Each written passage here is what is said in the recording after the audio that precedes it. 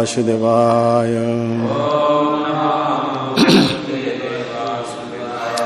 ओम नमो भगवते वासुदेवाय।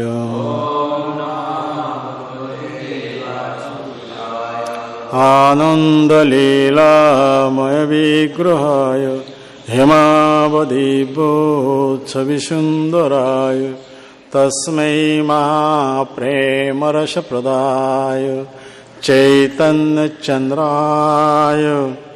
नमो नमस्ते। चैतन्यचन्द्राय नमो नमस्ते। चैतन्यचन्द्राय नमो नमस्ते। श्रीमद्भागवतम तृतीय स्कंद चतुर्दश अध्याय चतुर्दश श्लोक। सविदितात्मजानन्नो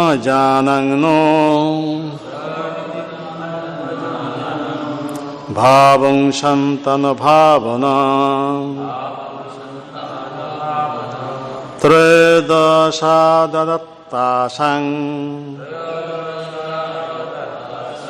जस्ते शीलमनुव्रता सविदितात्मजानन्नो भावं सन्तन भावना त्रयोदशा ददत्तासं जस्ते शीलमनुव्रता। पढ़ो शब्दानुवाद। स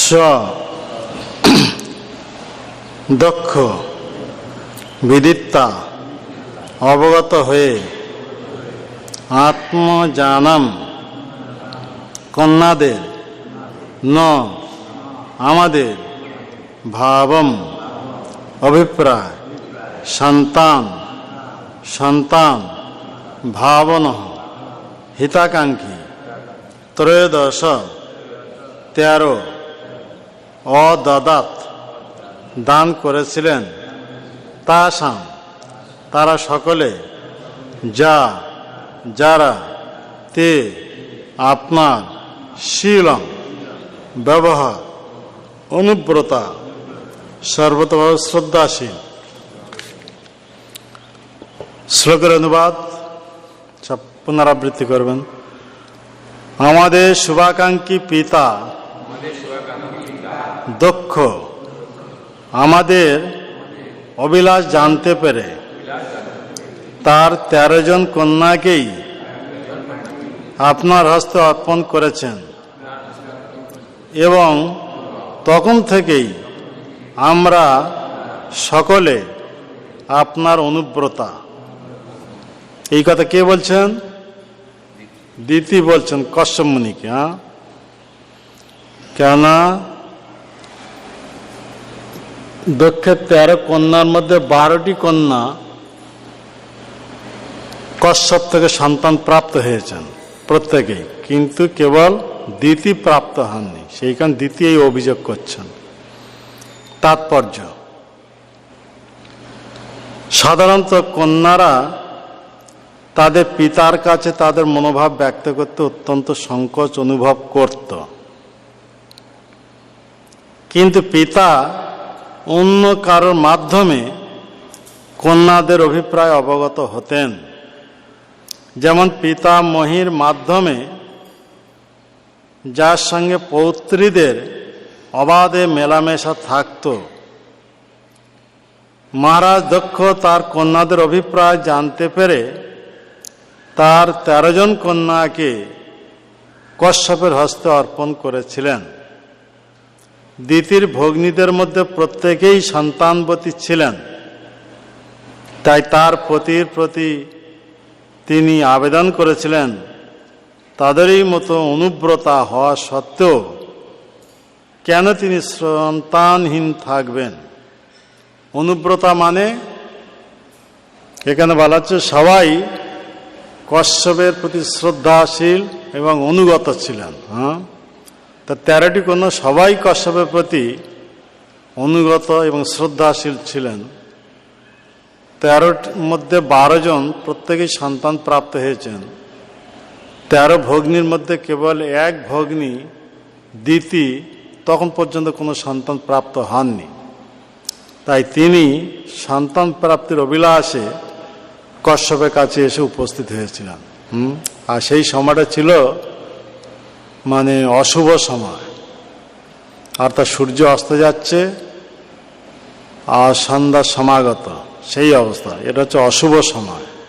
কারণ সেই অশুভ সময়ে শিবজি কি করেন, ওনার যত অনুচর বৃন্দ, ভূত প্রেত শাকিনী ডাকিনী যত সব, যা অন্যকে পছন্দ করেন না, অন্য কোনো দেবতা যাকে গ্রহণ করেন না, শিব তাদের কেবল আশ্রয় দেন।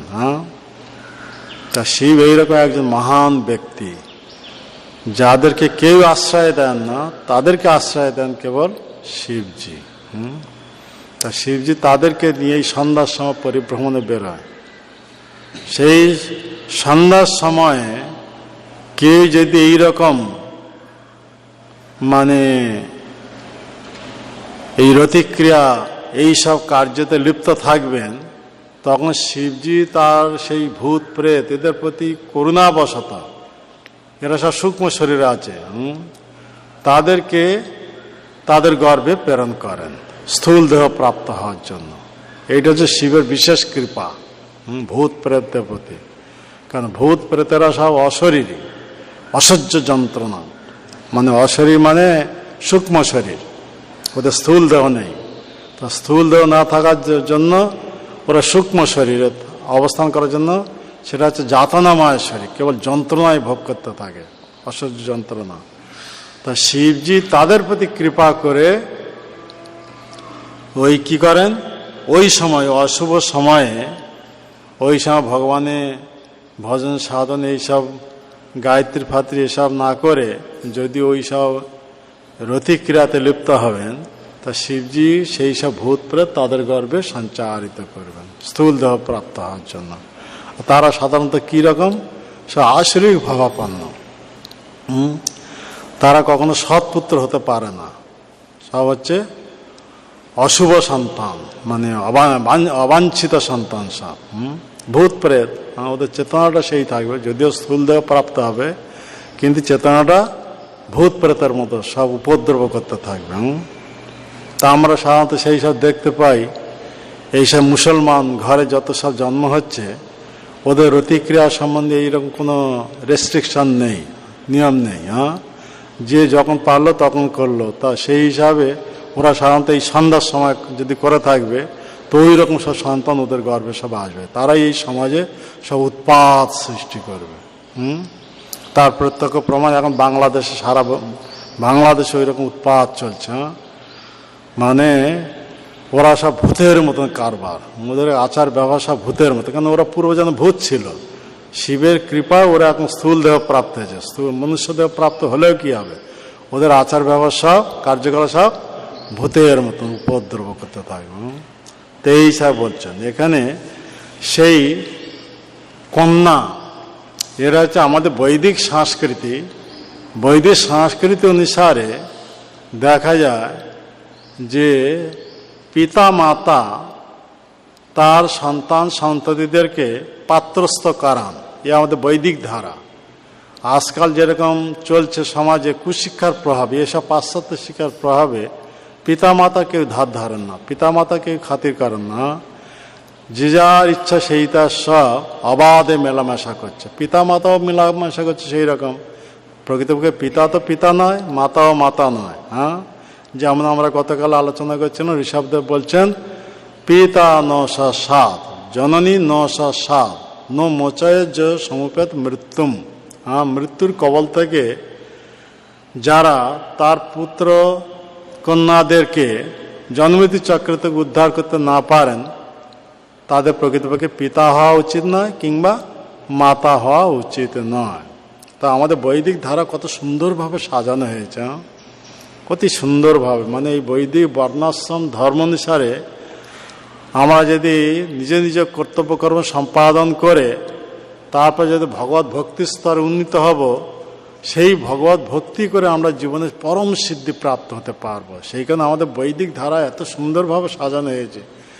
এ হচ্ছে সনাতন ধর্ম বলা হয় একে। হ্যাঁ, তো এই সামাজিক বিভাগ এইভাবে করা আছে। বর্ণ আর আশ্রম, চারটি বর্ণ কি কি না? ব্রাহ্মণ, ক্ষত্রিয়, বৈশ্য, শূদ্র। এই চার বর্ণ এসব ভগবান থেকে আসে। ভগবানের ভিন্ন ভিন্ন অঙ্গ থেকে সব জাত হয়েছে। ভগবানের বিরাট রূপ, হ্যাঁ, বিরাট রূপে এক একটা অঙ্গ থেকে চার বর্ণ প্রকটিত হয়েছে। যেমন ব্রাহ্মণ কোথা থেকে? ভগবানের মুখ থেকে। তাই আমাদের কত সুন্দর সাজানো হয়েছে। ব্রাহ্মণদের মুখে যদি ভোজন দেওয়া যাবে, তার দ্বারা ভগবান প্রাপ্ত হবেন, ভগবান খুশি হবেন। হ্যাঁ, তা ব্রাহ্মণ বলতে তাদেরকে বোঝায় ব্রহ্ম জানাতি ইতি ব্রাহ্মণ, যারা ব্রহ্মতত্ত্ব জানেন। আজকাল তো ব্রাহ্মণ ঘরে জন্ম নিচ্ছে, ব্রহ্মতত্ত্ব সম্বন্ধে কোনো জ্ঞান নেই। ও বাজার থেকে সুতো কিনে এনে পৈতা করে গলাতে পরবে, মদের বোতল চুমুক দিতে থাকবে, হ্যাঁ, সিগারেট টানতে থাকবে, হ্যাঁ, কসাই দোকান খুলে বসবে নাকি, হ্যাঁ, লটারি দোকান খুলে বসবে। তো ওসব ব্রাহ্মণ না। ব্রাহ্মণ বিপরীত কি বলে? হ্যাঁ, ঢ্যামন নাকি? ব্রাহ্মণ না, সব ঢ্যামন নাকি? হ্যাঁ, ওসব ব্রাহ্মণ না। হ্যাঁ, তা ব্রাহ্মণ কাকে বলে জানতে হবে। হ্যাঁ, তা ব্রাহ্মণ বিপরীত শব্দ, অপোজিট শব্দে বলা হয় কৃপণ। আমাদের বৈষ্ণব ল্যাঙ্গুয়েজ অনুসারে কৃপণ বলে। এগুলো গাঁওলি ভাষা, হ্যাঁ নাকি? এইসব কথা বলে। কিন্তু প্রকৃত ব্রাহ্মণ আর কৃপণ এ হচ্ছে বৈষ্ণবীয় শব্দ। ব্রাহ্মণ মানে যিনি ব্রহ্মতত্ত্ব জানেন, তাকে ব্রাহ্মণ বলা হচ্ছে। আর কৃপণ তার বিপরীত, যে ব্রহ্মতত্ত্ব জানে না, কুকুর বিড়ালের মতন জীবনযাপন করে মনুষ্য দেহটাকে নষ্ট করে, অর্থাৎ তারা হচ্ছে সব কৃপণ। এই মনুষ্যদেহ পেয়েছিল, মনুষ্যদেহ সদুপযোগ করেনি, তাই মনুষ্যদেহ হারিয়ে আবার ওই কুকুর বিড়ালের দেহ প্রাপ্ত হবে। হ্যাঁ, তাই এদেরকে সব বলা হয় কৃপণ। আর ব্রাহ্মণ যারা ব্রহ্মতত্ত্ব জেনে এইভাবে ব্রহ্মের সঙ্গে সম্বন্ধ স্থাপন করে জীবনে পরম সিদ্ধি প্রাপ্ত হয়ে ভগবত ধামে ফিরে যাবেন, তাদেরকে হচ্ছে ব্রাহ্মণ বলা হচ্ছে। হ্যাঁ, তা এই হিসাবে শাস্ত্রে বলা আছে জন্মনা মাত্রেন শূদ্র, জন্মনা যায়তে শূদ্র, জন্ম মাত্র সবাই শূদ্র। তো এই কলিযুগে বর্ণাশ্রম ধর্ম সব ভেঙে গেছে, গিয়ে সব আসরিক বর্ণাশ্রমে পরিণত হয়ে গেছে। এখন সমাজে সব অসুর আসরিক বর্ণাশ্রম, এদের কোনো বর্ণের ইয়ে নেই, বিচার নেই। যে যা রূপের প্রতি আকৃষ্ট হলো, সে যে অসুর হোক, দানব হোক, যেই হোক না কেন, তার প্রতি সে প্রতিক্রিয়া করতে থাকবে, এ করতে থাকবে, এইসব। তো এইসব অসুর বর্ণাশ্রম দ্বারা। তো এখানে দেখা যাচ্ছে শাস্ত্রতে বলো জন্ম না যায়তে শূদ্র, জন্ম মাত্রই সব শূদ্র। তাই সংস্কার পন্থার মাধ্যমে তাদেরকে কি করা যাবে? মানে বিপ্রে পরিণত করা যাবে। তাই বলা হচ্ছে জন্ম না যায়তে শূদ্র, সংস্কারের ভবেদ বিপ্র। সংস্কার পন্থা রয়েছে আমাদের সব, মানে বৈদিক বর্ণাশ্রম ধর্ম অনুসারে সংস্কার পন্থা আছে। পুংসবন সংস্কার, গর্ভধান সংস্কার, নামকরণ সংস্কার, চূড়াকরণ সংস্কার, বিবাহ সংস্কার, উপনয়ন সংস্কার, সব সংস্কার রয়েছে, 10 সংস্কার। সংস্কার পন্থায় যখন আসবে তখন কি হবে? এরকম গুরুর কাছে যখন উপনীত হয়ে উপনয়ন সংস্কার যখন হবে, তখন সে কিসে পরিণত হবে? বিপ্র, ব্রাহ্মণ না, বিপ্রে পরিণত হবে। দ্বিজ সংস্কার ভবে দ্বিজে পরিণত হবে। মানে প্রথম জন্ম হয়েছিল পিতামাতা থেকে, তো একে বলা হচ্ছে কি? শূদ্র জন্ম। জন্ম না যায়তে শূদ্র, জন্মমাত্র সব শূদ্র, পিতামাতা থেকে যে জন্ম হচ্ছে শূদ্র রূপে। আর যখন সংস্কার পন্থা যাচ্ছে তখন নূতন জন্ম হচ্ছে, দ্বিতীয়বার জন্ম হচ্ছে, তাই দ্বিজ বলা হচ্ছে। দ্বিজ মানে যার দুবার জন্ম হচ্ছে। হ্যাঁ, এতে পিতামাতা থেকে শূদ্র জন্ম হলো, এখন সংস্কার পন্থা দ্বারা তার নূতন জন্ম হচ্ছে, তাই তাদেরকে বলা হচ্ছে দ্বিজ। দ্বিজ শব্দে বলা হয় পাখিদেরকে দ্বিজ বলা হয়। হ্যাঁ, পাখিরা ডাইরেক্ট মাতৃগর্ভ থেকে জন্ম নেয় না, হ্যাঁ, জন্ম নেয় কি, পাখিরা ডিম পাড়ে, হ্যাঁ, এ হচ্ছে প্রথম জন্ম। তা ডিম থেকে যখন বাচ্চা হয় তখন দ্বিতীয়বার জন্ম হলো, তাই তাদেরকে সব বলা হচ্ছে দ্বিজ, পাখিদেরকে বলা হয় দ্বিজ।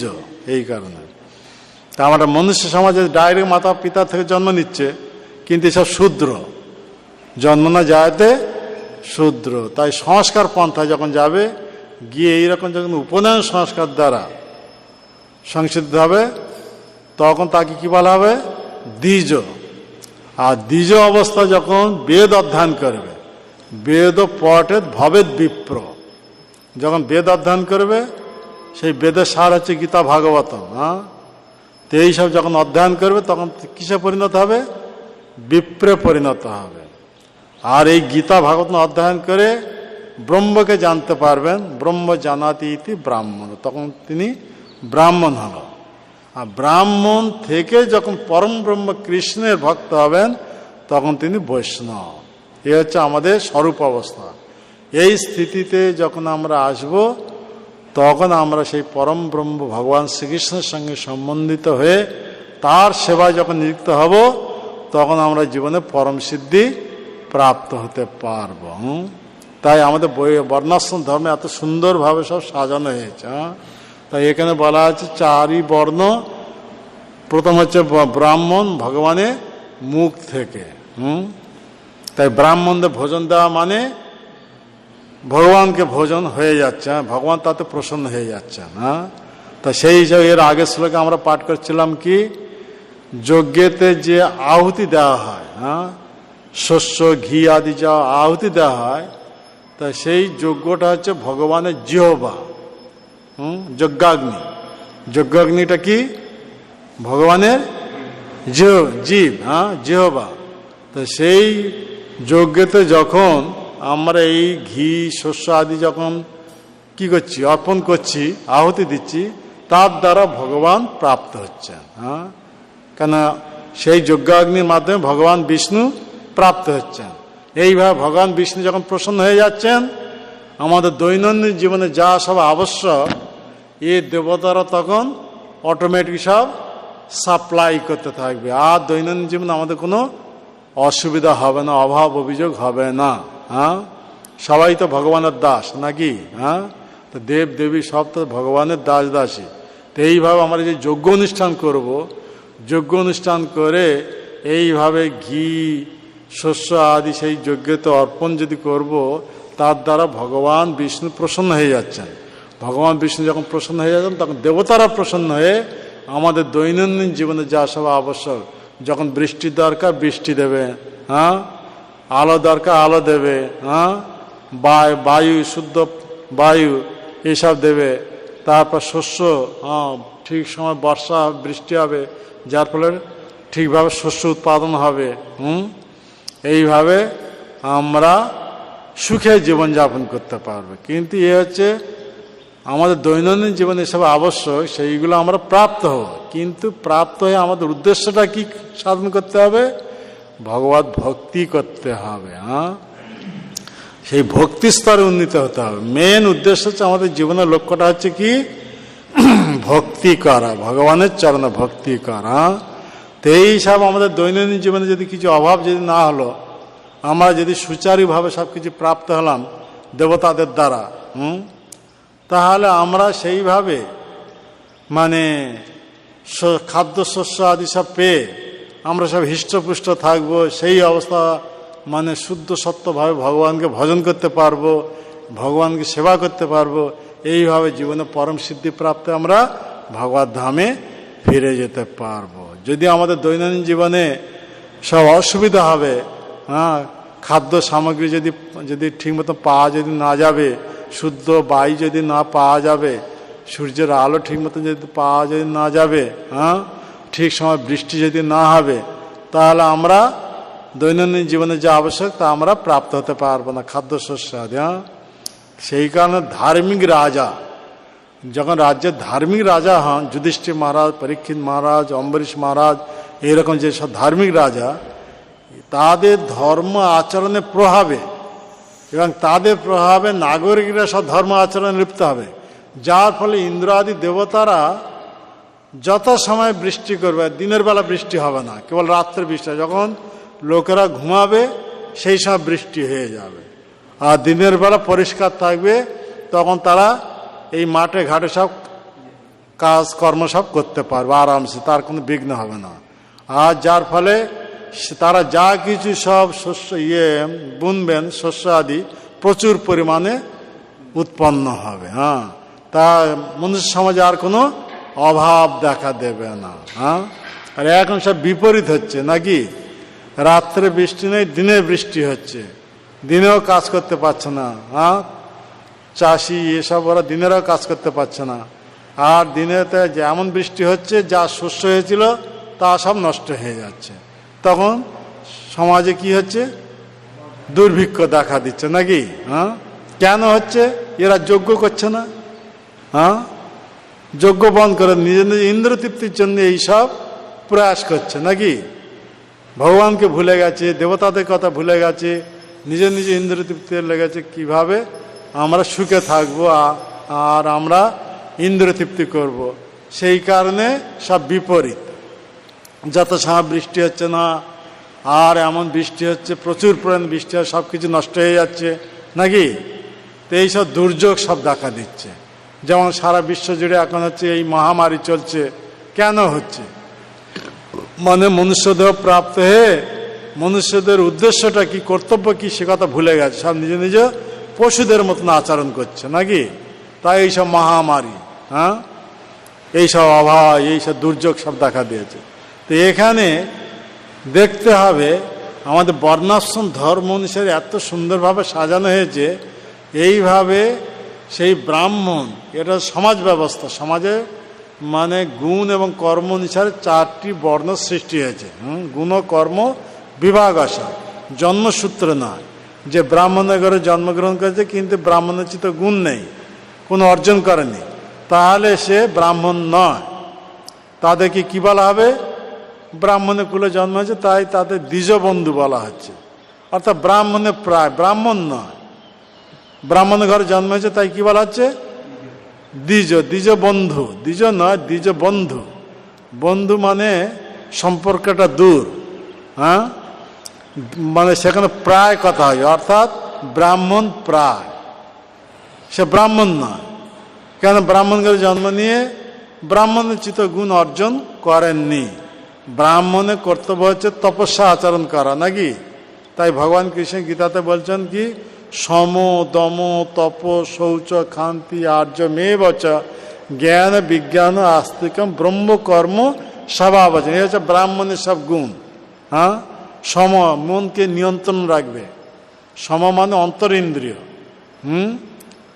এখন সব ব্রাহ্মণরা কি মনকে নিয়ন্ত্রণ রাখছে নাকি, মনকে চাঞ্চল্য করছে নাকি, অন্যের স্ত্রীর প্রতি আসক্ত হচ্ছে, তারপর ইন্দ্র তৃপ্তির প্রতি আসক্ত হচ্ছে, তা মন সবসময় চঞ্চল, বানরের মতো নাকি। তো সব ব্রাহ্মণ না, ব্রাহ্মণ মানে নিজের মনকে নিয়ন্ত্রণ রাখবে, কন্ট্রোলে রাখবে। তাই একে বলছে সম, দম, বহিরিন্দ্রিয়, আমাদের যে কর্মেন্দ্রিয় জ্ঞানেন্দ্রিয় রয়েছে, এগুলো সব নিজের কন্ট্রোলে রাখবে, তাকে ব্রাহ্মণ বলা হবে। হ্যাঁ, তো সম দম তপ আসে, তপস্যায় রত থাকবে। এইসব হোম যজ্ঞ আদি, এইসব দেবতা ভগবানের প্রসন্ন বিধানের জন্য বিবিধ সব ব্রাহ্মণোচিত সংস্কৃতিতে নিযুক্ত থাকবে। হ্যাঁ, তপস্যা, তপস্যা আচরণ, মনুষ্য জীবনটা হয়েছে তপস্যার জন্য নাকি, তপস্যা আচরণের মধ্যে আমাদের স্থিতিটা উন্নত করার জন্য। তো এই যে সম দম তপ শৌচ, সবসময় সূচি অবস্থা থাকবে। হ্যাঁ, মনে তো কোনো রকম কুচিন্তা করবে না। মন এ হচ্ছে অন্তরের থেকে মনকে সূচি রাখা, বাহ্যিকভাবে সূচি, কেউ যদি পায়খানা গেল, অসুচি বস্তু স্পর্শ করলো, তাহলে সূচি হওয়ার জন্য পবিত্র জলে স্নান করতে হবে। তো এইসব সূচি, এসব ব্রাহ্মণোচিত গুণ। সম দম তপ শৌচ ক্ষান্তি, ক্ষমাশীল হবে। আর্য বা অর্থাৎ সরল বিশ্বাসী হবে, ভগবত বিশ্বাসী। তো এইসব গুণ যারা অর্জন, জ্ঞান বিজ্ঞান অর্থাৎ ভগবত সম্বন্ধে জ্ঞান, হ্যাঁ, সেই ভগবান সম্বন্ধে বাস্তব জ্ঞান, এইসব জ্ঞান বিজ্ঞান। আস্তিকম, আস্তিকম মানে সরল বিশ্বাস, নাস্তিক হবে না, আস্তিক, হ্যাঁ, ভগবত বিশ্বাসী। তো এইরকম হলে তাদেরকে বলা হচ্ছে ব্রাহ্মণ, নাকি? তো এইসব ব্রাহ্মণকে যদি আমরা ভোজন দেব, হ্যাঁ, তাহলে ভগবান প্রসন্ন হয়ে যাবেন। এইসব আজকাল এইসব ব্রাহ্মণের ঘরে জন্ম নিচ্ছে, আর ব্রাহ্মণের চিত্তে গুণ নেই, মদ খাচ্ছে, মাংস খাচ্ছে, ওদের মুখে ভোজন দিলে আমাদের নরকে যেতে হবে, নাকি? হ্যাঁ, তো এসব ব্রাহ্মণের কথা বলাতেন। ব্রাহ্মণ মানে এইরকম, হ্যাঁ, এইসব গুণ যাদের আছে, হ্যাঁ, তো তাদেরকে ব্রাহ্মণ বলা আছে। তাদের মাধ্যমে ভগবান কি হয়ে যায়? ভগবানের ভোজন হয়ে যায়। তাই এদের মুখে ভোজন দেওয়া মানে ভগবান প্রসন্ন হয়ে যায়। তে ব্রাহ্মণ, তে হচ্ছে মুখ থেকে, ক্ষত্রিয় বাহু থেকে, ভগবানের বিরাট পুরুষের বাহু থেকে। তাই ক্ষত্রিয় বিশেষ কর্তব্য হচ্ছে কি, মানে তাদের হচ্ছে প্রভুত্ব ভাব, ঈশ্বর ভাব, অর্থাৎ অন্যের ওপর শাসন করা। তা তারা কিভাবে শাসন করবে? ধর্মনীতি অনুসারে। তাই পরাশর মুনি কি বলছেন? ধর্মে না খিতিং পালয়, অর্থাৎ ধর্ম নীতি অনুসারে নিজে আচরণ করবেন এবং প্রজাদেরকে ধর্মপরায়ণ করাবেন, হ্যাঁ, তাদেরকে বলা হচ্ছে ক্ষত্রিয়। তাই সেই ক্ষত্রিয় কি করবেন? নিরীহ প্রজাদের উপর কেউ যদি অত্যাচার করবে, সঙ্গে সঙ্গে হাতে খড়গ নিয়ে তাকে দণ্ড দেবে। তাই হাতেতে, তাই পরাশর মুনি বলছেন শস্ত্র পানি প্রদণ্ডয়, হাতেতে কি থাকবে? হ্যাঁ, শস্ত্র। দুইটা কথা হচ্ছে, শস্ত্র আর অস্ত্র। শস্ত্র কাকে বলে, অস্ত্র কাকে বলে? হ্যাঁ, এই শস্ত্র কাকে বলে, অস্ত্র কাকে বলে? হ্যাঁ, কথা তো শুনছে না, শুধু মন ভাটা এদিক ওদিক চলছে আর কি। হ্যাঁ, শস্ত্র কাকে বলে, অস্ত্র কাকে বলে? হ্যাঁ, শস্ত্র মানে আমরা যেটা হাতে ধরছি, হ্যাঁ, তরোয়াল আদি, এইসব খড়গ আদি, একে বলা হচ্ছে শস্ত্র। আর অস্ত্র যেটাকে ছুঁড়ে মারাচ্ছে, বোম আদি, এইসব অ্যাটম বোম ফোম এইসব বিভিন্ন, তাকে বলা হচ্ছে কি? অস্ত্র। হ্যাঁ, যেটা ছুঁড়ে মারা হচ্ছে তাকে বলা হচ্ছে মারণাস্ত্র, হ্যাঁ, ব্রহ্মাস্ত্র। এইসব যে কথাগুলো আছে না, এগুলো হচ্ছে অস্ত্র। আর শস্ত্র মানে হাতে যেটা ধরে, খড়গ আদি, তরল আদি, হ্যাঁ, একে বলা হচ্ছে শস্ত্র, মানে হাতের দ্বারা ধরে। আর যেগুলো ছুঁড়ে মারা হচ্ছে তাকে অস্ত্র বলা হচ্ছে। তো এই শস্ত্র প্রাণী প্রদার নাম। তা পরাশর মুনি কি বলছেন? শস্ত্র প্রাণী। শস্ত্র প্রাণী মানে ক্ষত্রিয়ের হাতে কি থাকবে? তরোয়াল থাকবে, হ্যাঁ, খড়গ থাকবে। কেউ যদি নিরীহ প্রজাদের উপর অত্যাচার করবে, সঙ্গে সঙ্গে তাকে দণ্ড দেবে। হ্যাঁ, আজকাল এই যেমন বাংলাদেশে চলছে নিরীহ প্রজাদের, হিন্দুদের উপর যে অত্যাচার চলছে, হ্যাঁ, তো ওই যদি ক্ষত্রিয় রাজা ওই রকম থাকবে, সঙ্গে সঙ্গে হাতে তরোয়াল নিয়ে তাদেরকে দণ্ড দেবে। কথা বুঝতে পারছেন? হ্যাঁ, যেমন আমাদের ইদানিং কালে দেখা যায় শিবাজি, শিবাজি নাম শুনেছেন? ইতিহাসে একজন মুসলমান একটা গোমাতাকে কাটছিল, শিবাজি দেখে সঙ্গে সঙ্গে এসে ওর হাতটা কেটে দিল। এ হচ্ছে প্রকৃতপক্ষে ক্ষত্রিয়। কথা বুঝতে পারছেন? আর শিবাজি কোনো সাধারণ ব্যক্তি ছিলেন না। হ্যাঁ, ও হচ্ছে মানে দেবীর ভক্ত, মহান ভক্ত। হ্যাঁ, দেবী হচ্ছে দেবীর ভক্ত। দেবীর কাছ থেকে ওই পেয়েছিল, খড়গে পেয়েছিল। তো এই শিবজি, ওই শিবাজি, হ্যাঁ, তো ওই শিব পার্বতী যাই হোক, মানে ওনার হচ্ছে হচ্ছে ইষ্ট দেবী হচ্ছেন দুর্গা। তা সেই দুর্গার কাছ থেকেই খড়গ প্রাপ্ত। ওই যে শিবাজির হাতে যে খড়গ, ও সাক্ষাৎ দেবীর কাছ থেকে প্রাপ্ত হয়েছিল। তাই ও উনি এত পাওয়ারফুল ছিল না।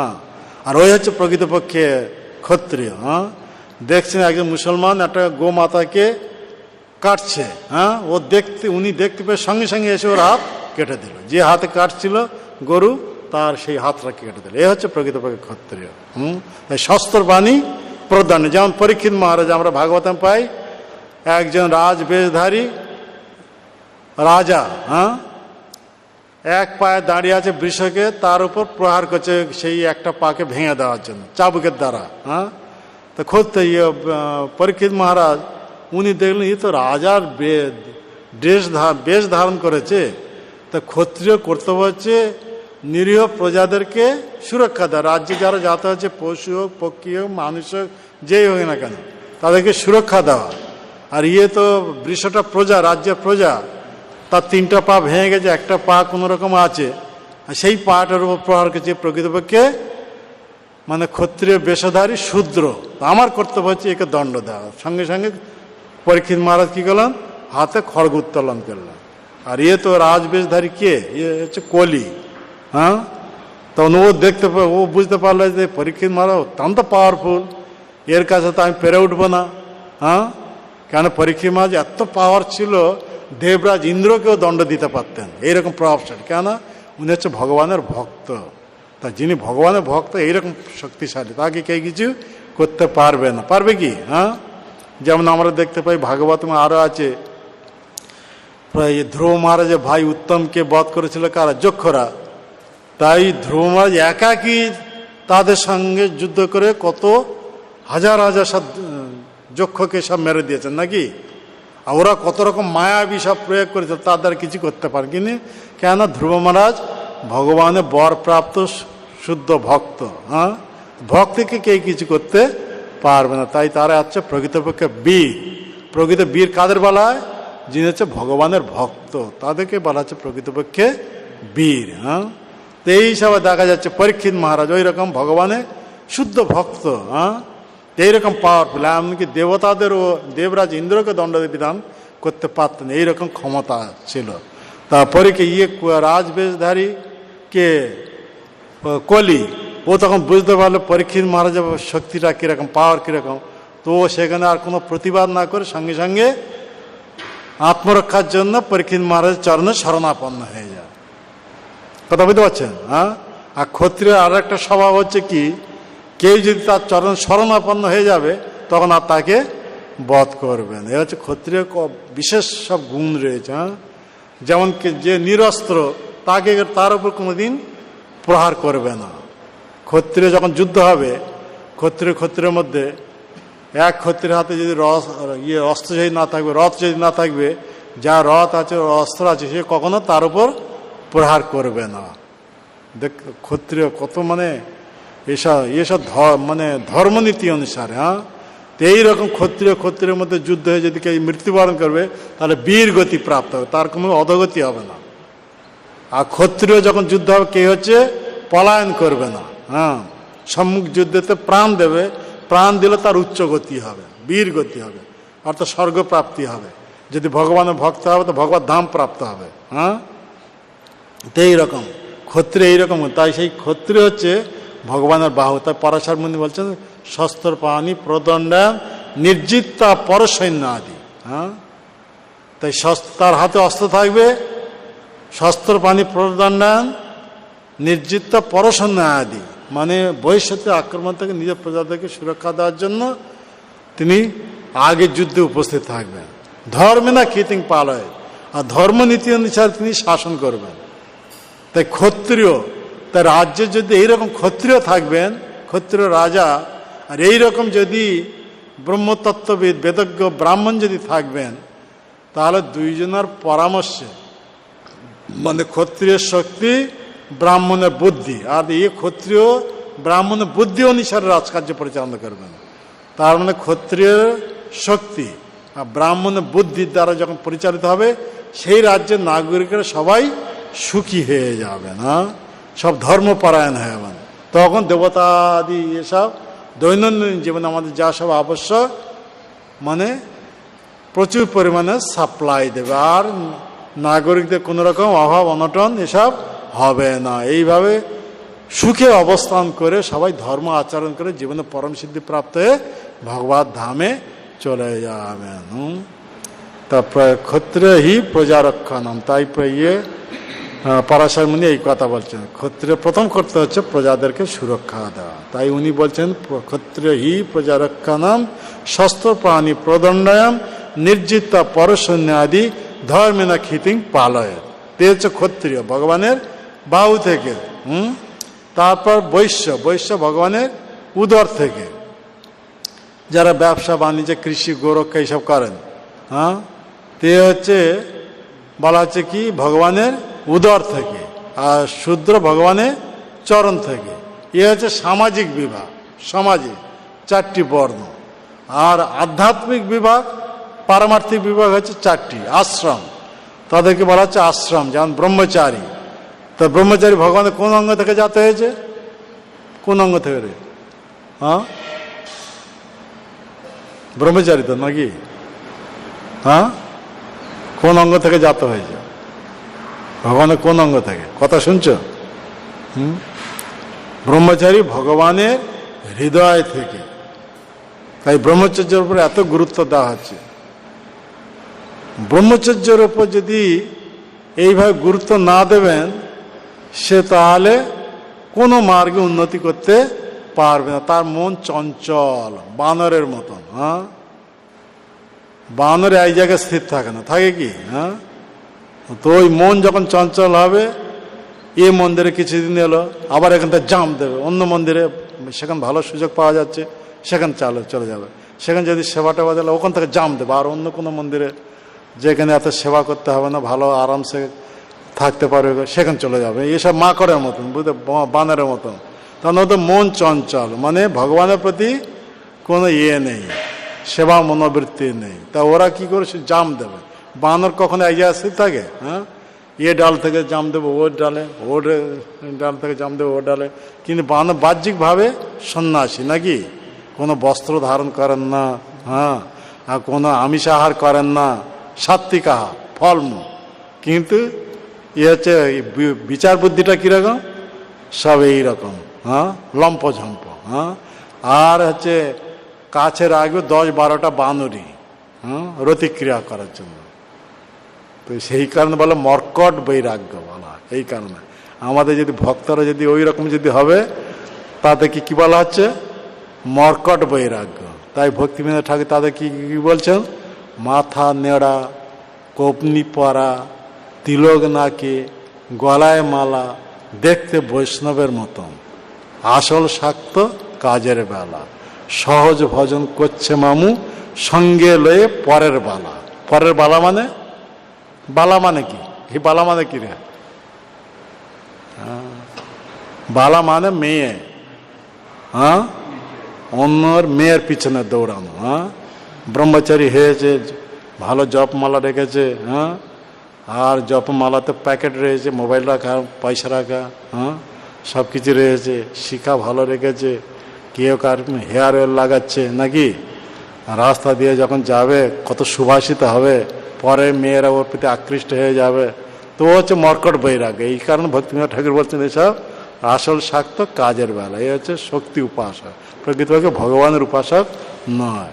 তো জব করা মানে উদ্দেশ্যে কিভাবে কোথায় গেলে এই ফেসিলিটি পাবো, পয়সা রোজগার করতে পারবো, এইভাবে একটা সুন্দর মানে দেশি হোক বিদেশি স্ত্রীর সঙ্গে বিয়ে হবে, হ্যাঁ, এইভাবে গৃহ সুখ ভোগ করবো, ওই সব মালার ভিতর ওই সব চলতে থাকবে।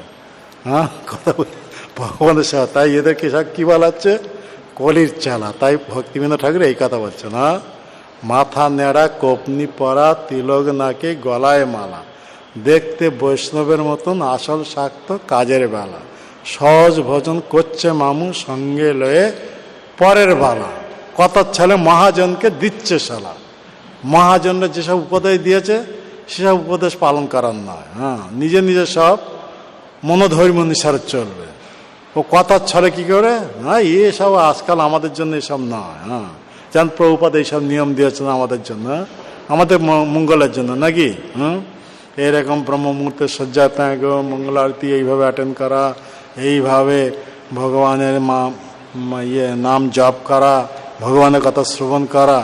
কিন্তু আমাদের মন এদিকে যদি না থাকবে, ওই মাকড়ের মতন হবে, বানরের মতন হবে, তখন বলে এগুলো আর কি?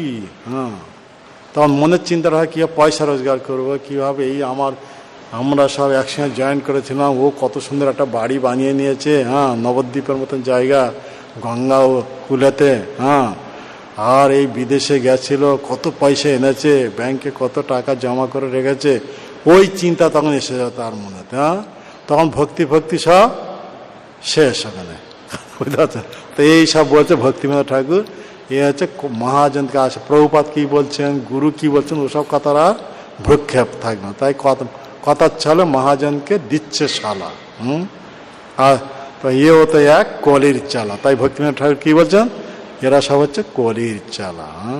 আমরা কি কারণে মন্দিরে এসেছি সে উদ্দেশ্যটা আমরা হারিয়ে ফেলেছি। তাই আমরা এইসব স্পিরিচুয়াল অ্যাক্টিভিটি যদি না থাকবো, নিশ্চিত রূপে এটা মাইক জগৎ, তো মায়া আমাদেরকে ক্যাপচার করে নেবে। তাই আমাদের সবসময় এতেই লেগে থাকতে হবে, মানে যন্ত্রের মতন, যন্ত্রের মতন লেগে থাকতে হবে। তো এইভাবে যদি লেগে থাকবো তবে আমরা মায়া থেকে, কলির কবল থেকে নিজেদেরকে মুক্ত রাখতে পারো। তার জন্য এই ব্রহ্মচর্যের উপরে এত গুরুত্ব দেওয়া হচ্ছে। সেই ব্রহ্মচারী যে ভগবানের হৃদয় থেকে, তারপর হচ্ছে গৃহস্থ ভগবানের জঘন্য দেশ থেকে, যার ফলে চারি আশ্রমের মধ্যে কেবল গৃহস্থ আশ্রমে স্ত্রী সঙ্গের অনুমতি দেওয়া হয়েছে, তাও শাস্ত্র নির্দেশ অনুসারে। অযথা নয়, এই আজকাল যেরকম এই সেরকম নয়, এসব গৃহস্থ নয়, গৃহস্থ আশ্রম নয়, এসব গৃহমেধি, কুকুর বিড়ালের মতো না, এসব নয়। তাই গৃহস্থ আশ্রম এইরকম যখন কেবল পুত্র সন্তান উৎপাদনের জন্য স্ত্রী সঙ্গ, অন্য সময় নয়, নিজের ধর্মপত্নীর সঙ্গে। এই গৃহস্থ আশ্রম। আর তিনটি আশ্রম ব্রহ্মচারী, বানপ্রস্থ, সন্ন্যাস, এদের স্ত্রী থেকে সম্পূর্ণ মুক্ত থাকতে হবে।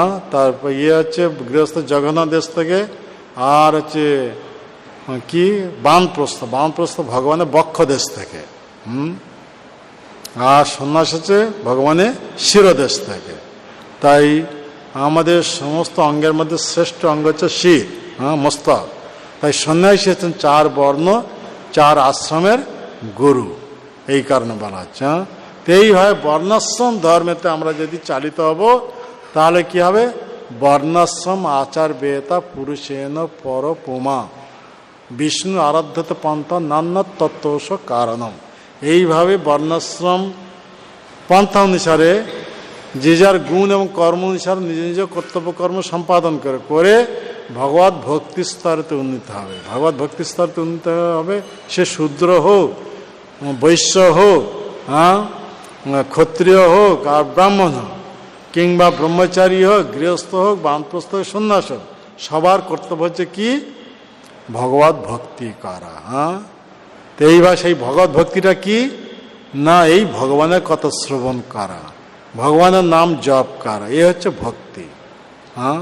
তো এইভাবে ভক্তি অনুশীলনের দ্বারা আমরা জীবনে পরম সিদ্ধি প্রাপ্ত হয়ে ভগবত ধামে চলে যাব। তাই এই শ্লোকে আমরা পাচ্ছি কি, এর আগেতে এই দিতি ওনার প্রতি কশ্যপের কাছে এই অভিযোগ করছেন, আপনি যদি এইরকম একটা সুসন্তান প্রদান করবেন তাহলে তার দ্বারা আমি যশস্বী হব, আপনিও যশস্বী হবেন। কেননা সেই পুত্র যদি ভগবানের ভক্ত হবে, তার ভক্তির প্রভাবে লোকেরা জিজ্ঞাসা করে কার পুত্র, তখন পিতামাতার নাম আসবে নাকি?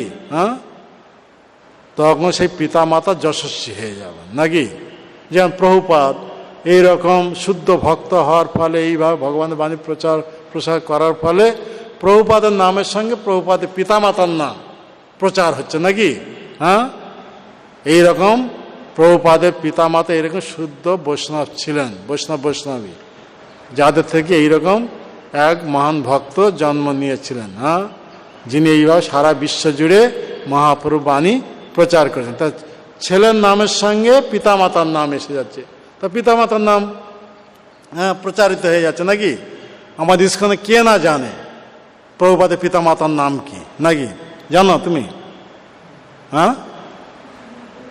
আরে কি পিতামাতার নাম কি? আর পিছনে বসলে কি হবে? ওখানে ঘুমাতে সামনে এসে বসতে হবে, ক্লাস শুনতে হলে সামনে এসে বসতে হবে। পিছনে কি চিন্তা করছে, কি ইয়ে করছে, কে বুঝতে পারবে? সামনে এসে বলে চোখের সামনে থাকলে তখন কথাগুলো শুনতে পারবে। কথা বুঝতে পারছো? ভাগবতের ক্লাসের সামনে বসতে হয়, কথা বুঝতে পারছো? শুনলে তবে বুঝতে পারবে। কত বছর হলো ইস্কনে?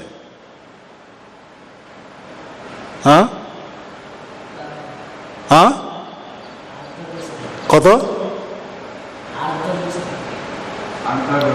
8-10 বছর।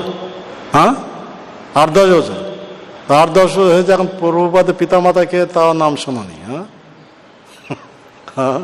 তাহলে কি অবস্থা দেখ। গৌরমোহন দে, কথা বুঝতে পারছ? আর মাতার নাম রজনী। মনে থাকবে? হ্যাঁ, প্রভুপাদের সংস্থা আছে, আর প্রভুপাদের পিতামাতার নাম যদি না জানবে তাহলে আর কি হবে? হ্যাঁ, গৌরমোহন দে আর রজনী দেবী। হ্যাঁ, কথা বুঝতে পারছ? হ্যাঁ, এগুলো জানতে হবে, কেন প্রভুপাদ এইরকম এক শুদ্ধ ভক্ত কিভাবে হলেন? তার পিতামাতা এইরকম শুদ্ধ বৈষ্ণব ছিলেন, তারা ছোট্ট অবস্থা থেকেই ট্রেনিং দিয়েছেন। গৌরমোহন দেব প্রভুপাদকে, ওনার তখন নাম ছিল অভয়চরণ, হ্যাঁ, অভয়কে এইভাবে শিক্ষা দিতেন, রাধারানীর কাছে প্রার্থনা করতেন কিভাবে আমার পুত্র আপনার মানে সেবক হবে, রাধারানীর কাছে প্রার্থনা করতেন। আর ছোট্ট অবস্থা থেকে মৃদঙ্গ এইসব শিক্ষা দিয়েছেন, বুঝতে পারছেন? মৃদঙ্গ বাজানো, করতাল বাজানো, এ তো বৈষ্ণব ঘরে না, প্রথম থেকে এইসব শিক্ষা দেয়। হারমোনিয়াম বাজানো, ভগবানের গীত গাওয়া, এইসব শিক্ষা। প্রথম থেকেই রথযাত্রা, হ্যাঁ, ছোট্ট অবস্থা 5-6 বছর বয়স থেকে রথযাত্রা উৎসব পালন করতেন। ওনার বাবা এইরকম সব মানে শিক্ষা দিয়েছিলেন, এইরকম শিক্ষা ওনাকে বৈষ্ণব ভক্ত হওয়ার জন্য, ভগবানের ভক্ত হওয়ার জন্য এইভাবে সব রকম ট্রেনিং দিয়েছেন। হ্যাঁ, তা ছোট্ট অবস্থা থেকে এই ট্রেনিং পাওয়ার জন্য পরিণত বয়সে এইরকম একটা বিশাল কার্য করতে পারলেন। সারা বিশ্ব জুড়ে এই চৈতন্য মহাপ্রভুর বাণী প্রচার করে এইরকম সাকসেসফুল হলেন। হ্যাঁ, কথা বুঝতে পারছ? এই হচ্ছে প্রকৃত সেই পিতামাতা। প্রভুপাদের পিতামাতা হচ্ছে প্রকৃতপক্ষে আমাদের ভাগবতের সিদ্ধান্ত অনুসারে তারাই হচ্ছেন প্রকৃতপক্ষে পিতামাতা। কথা বুঝতে পারছ? হ্যাঁ, যে পিতামাতা তার পুত্রকে এইভাবে ভগবানের ভক্তি করার শিক্ষা না দেন, তিনি কখনো পিতামাতা হতে পারেন না। কথা বুঝতে পারছ? তাই পিতামাতা বিশেষ করতে পারছে, একটা জীব অনাদিকাল ধরে ভগবানকে ভুলে গিয়ে এই জন্মমৃত্যু চক্রে ভ্রমণ করছে, একের পর একটা জড়দেহ গ্রহণ করছে, একের পর একটা জড়দেহ ত্যাগ করে এইভাবে জন্মমৃত্যু চক্রে ভ্রমণ করে। এর থেকে উদ্ধারের জন্য কী হবে? যখন মনুষ্যদেহ প্রাপ্ত হবে তাকে কীভাবে ভগবত ভক্তি করবে সেই শিক্ষা দেওয়া। এ হচ্ছে পিতামাতার বিশেষ কর্তব্য। পিতামাতা যদি তার সন্তান সন্ততিদের এইভাবে ভগবত ভক্তি শিক্ষা দেবেন, তারা যদি ভগবত ভক্তি করবেন, তাহলে সেই জন্মে তারা ভগবত ভক্তি করে উদ্ধার হয়ে যাবেন, এমনকি তার পিতামাতাকে উদ্ধার করে নিয়ে যাবে। কথা বুঝতে পারছো? সেই কথাই দিতি বলছেন, যদি আপনি এইভাবে আমাকে একটা সুসন্তান প্রদান করবেন, কশ্যপ মুনি তো বহুত পাওয়ারফুল, হ্যাঁ, তাহলে তার দ্বারা কি হবে? সুসন্তান যদি প্রদান করে তার দ্বারা আমার যশ, আপনার যশ চারদিকে কি হবে? প্রচারিত হবে নাকি?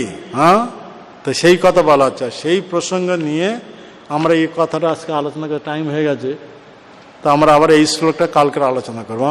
বলতে বলতে সময় হয়ে গেছে, সময় পেরিয়ে গেছে। হ্যাঁ, আমরা কালকের এর উপর আলোচনা করব।